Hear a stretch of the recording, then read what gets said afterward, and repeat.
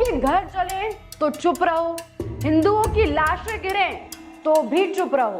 शायद यही संदेश देना चाहती है पश्चिम बंगाल की मुख्यमंत्री ममता बनर्जी, क्योंकि बंगाल जल रहा है, हिंदू परिवार दहशत में है, लेकिन दीदी को फिक्र सिर्फ अपनी राजनीति की है, अपनी वोट बैंक साधने की है। जी हाँ, वक्फ कानून को लेकर बंगाल में बवाल मचा हुआ है। जगह जगह हिंदू इलाकों में हिंसा है, आगजनी है, डर का माहौल है, जिसकी तस्वीरें आप मीडिया और सोशल मीडिया पर काफी अच्छे से देख सकते हैं।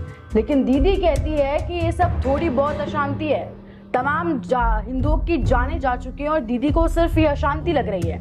जी हाँ, हाल ही में बंगाल में हो रही हिंसा को लेकर दीदी ने चौंकाने वाला बयान दिया, जिससे ये साफ हो गया कि ममता बनर्जी की राजनीति अब हिंदू विरोध की सारी हदें पार कर चुकी है। पश्चिम बंगाल में वक्फ कानून के विरोध में हिंदुओं पे अत्याचार हो रहा है, हिंदू पीड़ित है और दीदी खामोश है।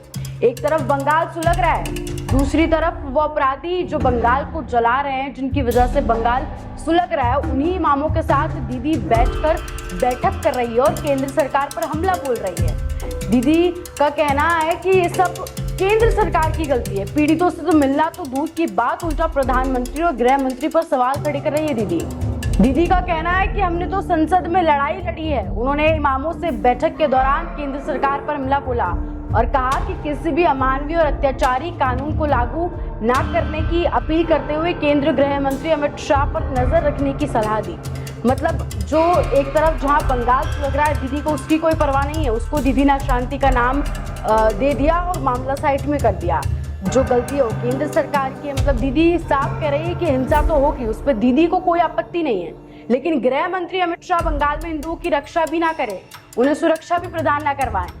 यानी जलते घर, भागते लोग और बेघर हिंदू सब एक अफवाह है, और जो दीदी कह रही है वो सच है, वो सिर्फ अशांति है, कुछ नहीं हुआ है बंगाल में, दीदी का कैसा कहना है। खैर, सवाल ये है कि अगर पीड़ित हिंदू है तो क्या बंगाल सरकार के लिए वो इंसान भी नहीं रहा?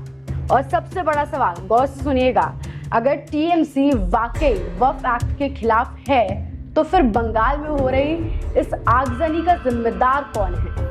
और क्या हिंदू का जीना मरना दीदी की सत्ता के लिए मायने नहीं रखता?